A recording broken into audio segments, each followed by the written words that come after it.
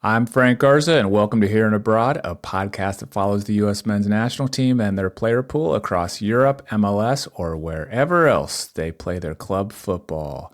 On today's show, we're going to look back on some of the most notable performances from the U.S. player pool this past week. We'll also check in on some of the European end-of-season races involving Americans that we're keeping a close eye on.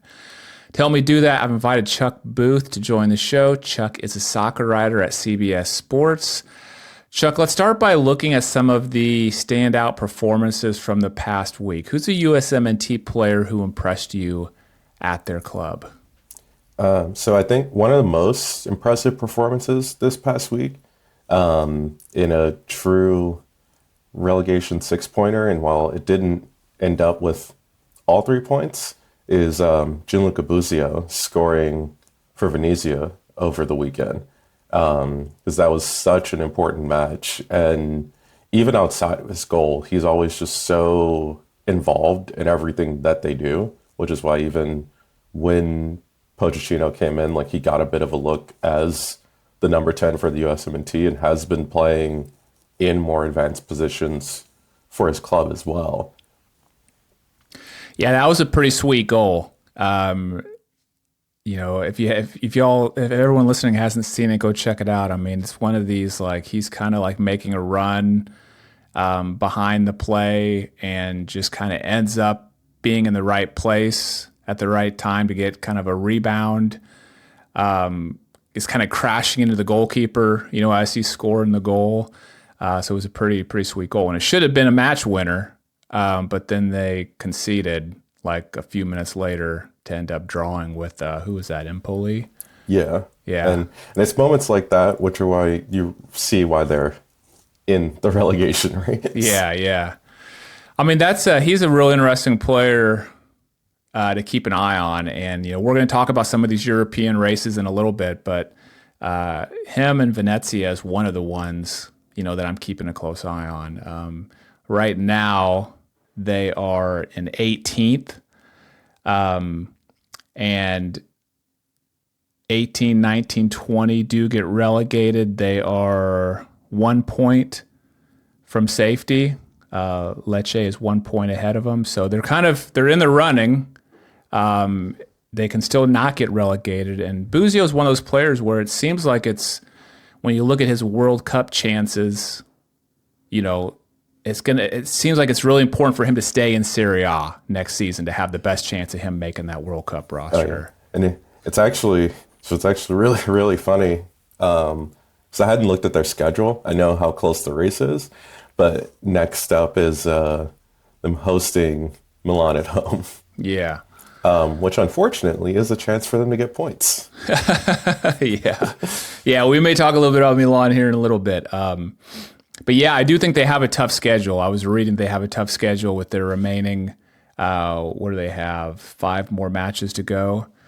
And so, yeah, I mean, it's kind of, you have to get all 3 points on Caligiuri and then hope that you get a point or two somewhere else. Yeah, they really could have used those 3 points over the weekend, but it was good to see Busio get a goal. He's been a big contributor for them, all season. So I think that's a good shout. The other guy I had on my list was Tanner Tessman. I don't know if you saw the replay of his goal over the weekend, but that one also was pretty sweet. He gets the ball at the top of the box and makes some just really excellent, like, moves with just dribbling to find himself some space. I mean, there's like 4 or 5 defenders like behind him, but he gets the shot off, and it's a pretty awesome goal. And so wanted to give him a shout out as well. And he just continues to get steady minutes with Lyon and keep himself in the conversation. Yeah. It is pretty cool how he's just immediately gone to France, slotted right into their midfield, and just kept going. Yeah, and he's done well with the U.S. men's national team too. When I know he had some up and down games, but I think overall he's put himself like in the mix, with Pochettino for that squad. All right, cool. Maybe some other guys just worth mentioning before we move on. Kevin Paredes made his first appearance of the season coming back from injury. He got an assist. Paxton Aronson also scored a goal in Utrecht's 4-0 win over Ajax. Jordan Pefok scored a goal. And Haji Wright even scored for Coventry today. We're recording this on Monday, and he scored a goal this afternoon. Let's go on the other side now. Who is a player that put in a disappointing performance at their club over the past week? Yeah, so that's a funny one because unfortunately it starts with what are expectations for the USMNT abroad right now, and just based on the weird club situations. We talked a little bit about Yunus Musa not playing much for Milan. Christian Pulisic's hot streak is kind of cooled down, but also they're on a manager who's, I guess, seemingly on the way out. So it's like, I don't even know what the end of the season means to that club. And while one of the first that comes to mind is Chris Richards with being red carded, I don't feel like he should have been red carded. Like, he was pretty hard done. I mean, not that he's been great recently for Palace with how many goals they've been shipping in, but at least for this specific week, he kind of gets off the hook from that. But despite his goal, the first player that really came to mind for me was Brandon Vazquez, because not only did he have the missed penalty, but just his run for Austin since joining and basically you're going to be the guy has just not gone well at all. Despite Austin having a very good start to the season, and it almost feels like he should be shooting less right now to actually give the ball to the players who are putting it in the back of the net. Yeah, I was the penalty. I mean, yeah, he had the goal, which was the tap in. But hey, give him credit. He was there at the right place, right time. I think that's his second goal this season. Yeah, that's only his second. Yeah. The penalty he missed was horrible. Wasn't even close. And I was a little surprised to see him step up. Because I'm just wondering how confident he is right now. The other designated player they brought in, Uzuni, he seems to be a lot more confident, and he's just like, if you watch an Austin FC match, he's just screaming for the ball the entire match. And you kind of thought when Vazquez finally got his first for Austin, because he had been getting into good positions, shooting, it just wasn't going in. You thought that okay, next thing you know, he'll have 3 more. Mm-hmm. And then that just hasn't happened. And it's hard to pinpoint what's going on, because when he was at Monterrey, it was at least Monterrey expected to sell Berterame. And then he was just in a weird position where it's well, we already have a great striker. So there's only so many minutes that can go around. But then coming back to a league that he's familiar with, what's still while there's been a lot of change at Austin, still playing with a very good team in this league, it's just not clicking. And for both him and the USMNT, we need to there isn't really a reason why Patrick Agyemang should have passed him on the USMNT striker rankings. That's exactly where I was going to go next. I mean, you look at him, he seems to just be slowly falling down the depth chart. I mean, there's a time I would have put him, behind Pepe Balogun, Sargent. Maybe you would have started talking about Brandon Vazquez as that 4th or 5th guy on the bubble. And there were points, especially considering the fact that no matter what Sargent does for Norwich, he can't score for the national team.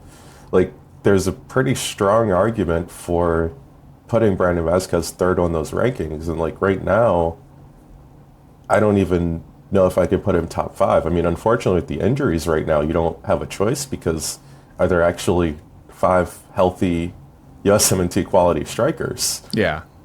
Well, I think you're right. Ajimon has passed him. I think Brian White has passed him now. And so I don't think he's in the top five, right now. If you count, if you count Pepe, I mean, who's not injured. That's the if you're still counting Pepe and Balogun, who clearly are the top two when they're healthy, then he wouldn't be in the top five. But then without those two, I don't. Then he is. Yeah. Then he is. But he's slipping. Default. He's falling. You know what I mean? He's just like, I don't know. He just seems to be slipping. And I don't know. I watch most of Austin FC's games, and I just think they brought in this new front three, and I just don't think they've got the chemistry between them. I don't see like them all three playing off each other really well, right now. So hopefully that improves, with time. But yeah, he doesn't seem to make much impact. He doesn't even seem to get that many chances in the matches that I see.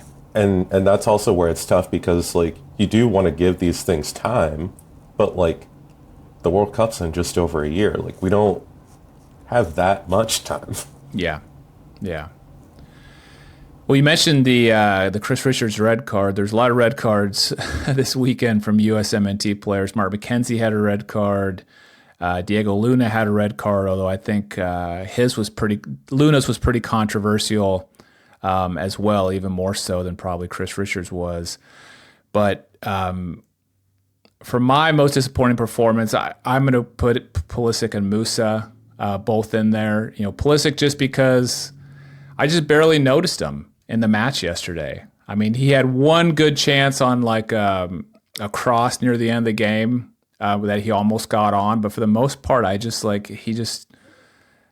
barely noticed him, on the field, and which may not be his fault, but still, he just didn't seem to get that involved. But then Musa, ever since he got subbed off in the 23rd minute against Fiorentina, he hasn't even seen the field since then. There's been 2 matches since then, and he hasn't even come off the bench. And so it just seems like he's really fallen out of favor. And I don't know. I think I'm going to be pretty surprised next season if he's still an AC Milan player. What do you think?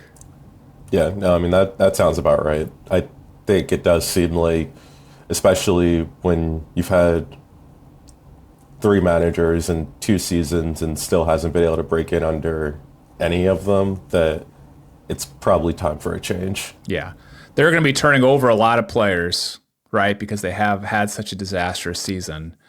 And so you got to think someone like Musa, who has been up and down, is one of the prime candidates to leave. Yeah, and he's still young enough and has a good enough skill set that they could potentially still turn a profit on him even if they sell him. Yeah, that's true. I forget what they paid for him, but yeah, that's you're right. They could potentially still at least recover a lot of their money if they did sell him. Yeah, because it was only 20 million euros. 20 million. Wow, that's amazing. That it was like, because wasn't Pulisic only like 25 million?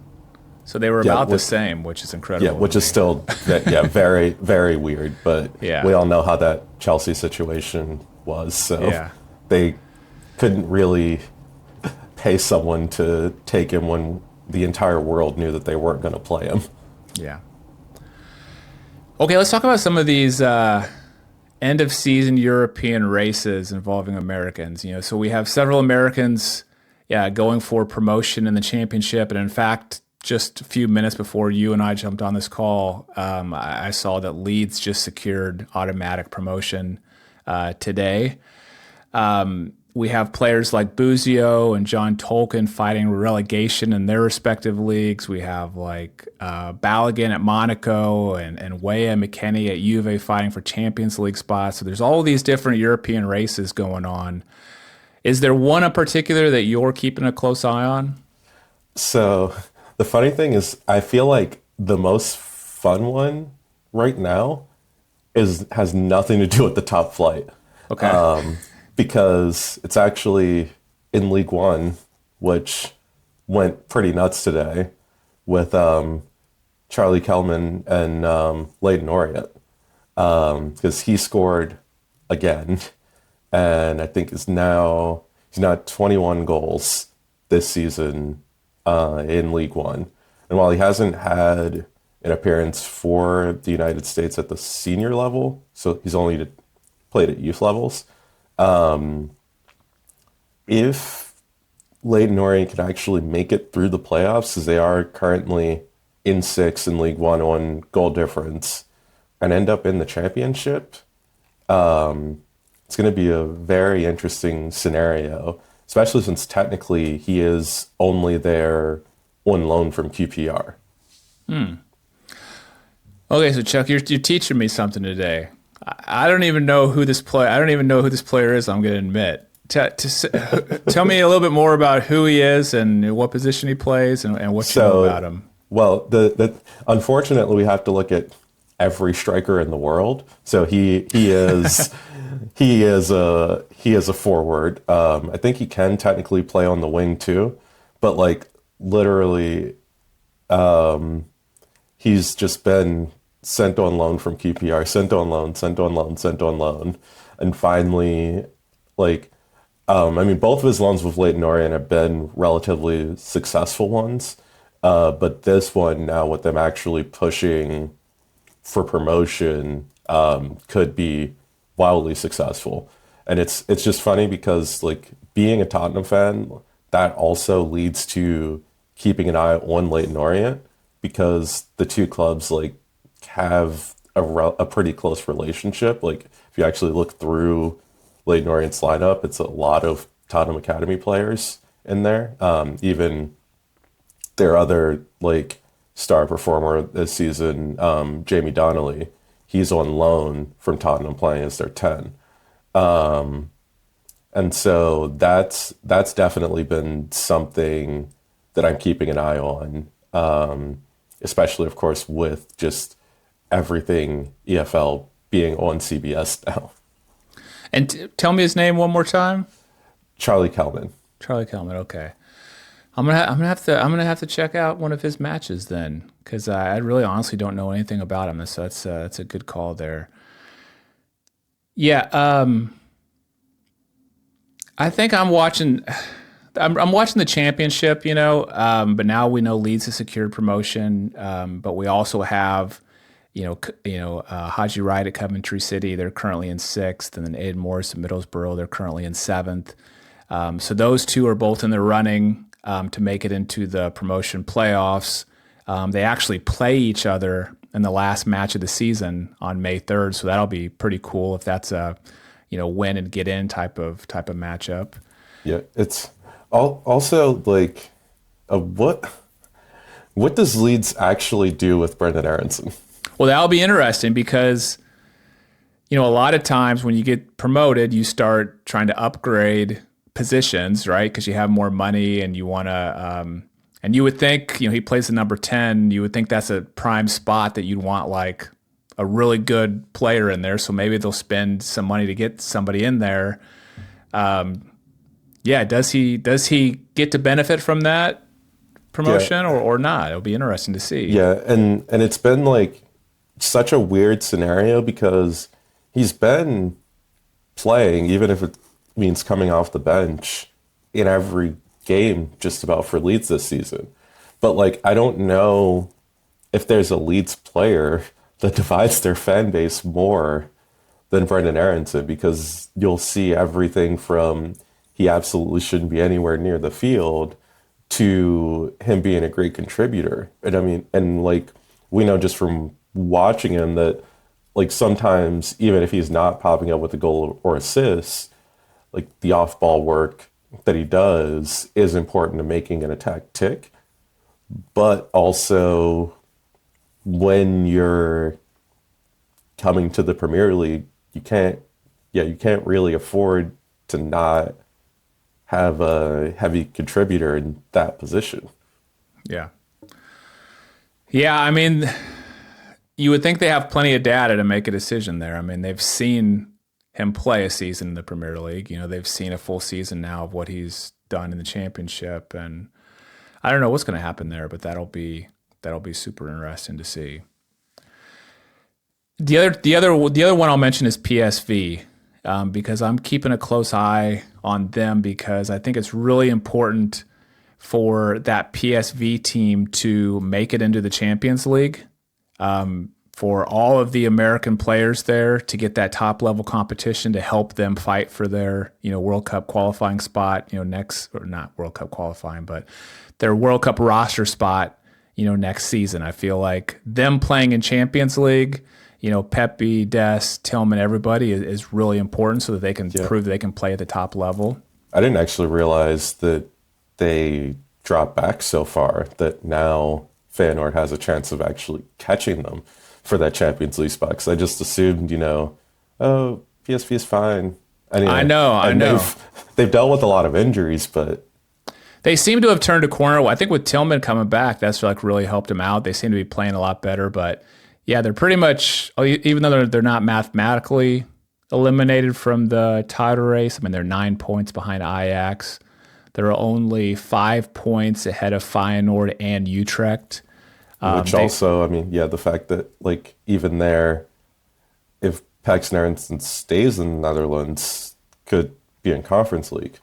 Yeah, that's true. I mean, I think third place is Champions League qualifying, and then maybe if you don't qualify, you go into Conference League. Yeah, actually, fourth is Europa League qualifying, so actually better than Conference League. 5, 6, 7, 8 Conference League playoffs. Okay. Yeah, but I mean, you want to get this. You want to get one of the two guaranteed Champions League spots. If you're PSV, and so I'm going to be keeping a real close eye on that. Also, because Serginho Dest has missed the last 2 matches, I haven't been able to find a whole lot about it other than maybe some muscular discomfort that he's had. Hopefully he plays in their next match, but I'm keeping a real close eye on that because I want to see him get fully fit in time for June. But I mean, it's also one of those things too, where if they don't feel like he's 100% ready, they are doing the right thing where he shouldn't be anywhere near the field. Yeah. Because even if he's not 90 minutes match fit for the Gold Cup, it still is a good time for him to come with the USMNT and get 90 minutes match fit. That would actually be a great lead up in the preseason for him, with him not playing many club minutes for the past year and a half now. Yeah. I really want to see Dest in that Gold Cup roster. I love to watch him, but I also just think that this U.S. men's national team really misses him, has really missed him over the last year. And I want to see what kind of impact he has when he's back in the team. Hey, you might see 2 PSV right backs in this Gold Cup. That's true. But unfortunately, if Richard Ledesma goes, it'll probably be for Mexico. That's true. That's true. That'll be interesting to see right there. Well, okay, last thing I wanted to ask you about, you mentioned a few minutes earlier that you're a Tottenham fan. That's where I want to go next, is because you know where I'm going with this. No, I mean, I saw this. I knew this was coming, but even seeing this question, the rundown, it's here we go. Here we go. So, there's this whole, I guess, rumor mill, or I guess there was this picture taken, with Pochettino having a tea with the Tottenham chairman a couple weeks ago. He said that one day he'd like to coach for Tottenham. And then just this weekend, I was reading an article from Greg O'Keefe at The Athletic, kind of talking about how in the UK, you can place bets on who the next manager is going to be at different clubs. And he mentions the article that Poch is the betting favorite to be the next manager at Tottenham. Take that for what it's worth. But as someone who follows the club so closely, I mean, do you think this has any legitimate? Is there any chance he leaves the U.S. men's national team this summer and goes to Tottenham? I mean, there's certainly a chance. I don't think anyone can deny that. Luckily, next manager betting odds mean nothing.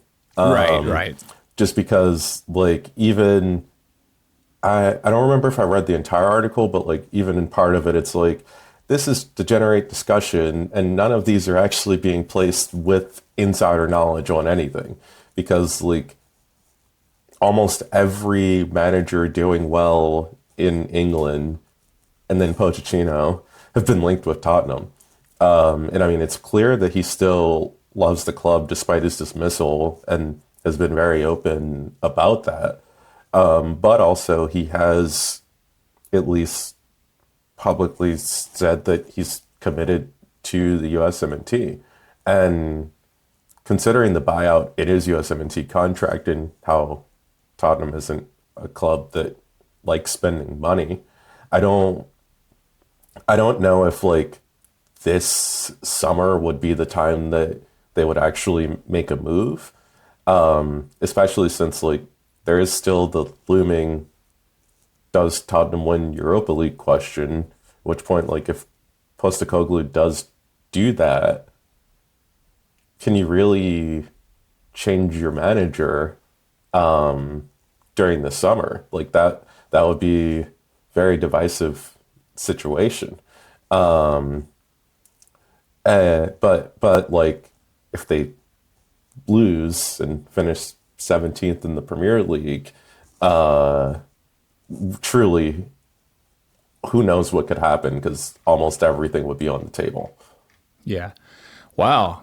When you said that, I thought you were joking, but they're actually 16th in the table right now. Yeah, no, it's Tottenham and Manchester United, both in the race for the Europa League title and 17th in the Premier League. Wow, that's crazy. Okay. Yeah, I mean, you got to think if he can win himself a trophy, of that significance, that helps his case a lot. And I'm glad you pointed that out about the betting odds. I mean, the article certainly didn't suggest there was any like legitimacy to him becoming the coach because of those odds. It was just a kind of I just found it interesting that of everybody, that's who the bookkeepers think. And I mean, especially when he's publicly talked about liking the club doing bad, like it is hard to not put two and two together. Like it wouldn't have been surprising if timing was different if he was hired at Tottenham instead of Postecoglou, if that was something that was an option at the time. Yeah. I mean, I don't expect this to happen. Like you said, you can never rule out anything. I mean, if Tottenham does fire the manager, if the U.S. just completely bombs out of the Gold Cup. Yeah, I was going to say, actually, that's probably the better discussion to have, is at what point in USMNT performances do you not want Pochettino as the coach? Yeah.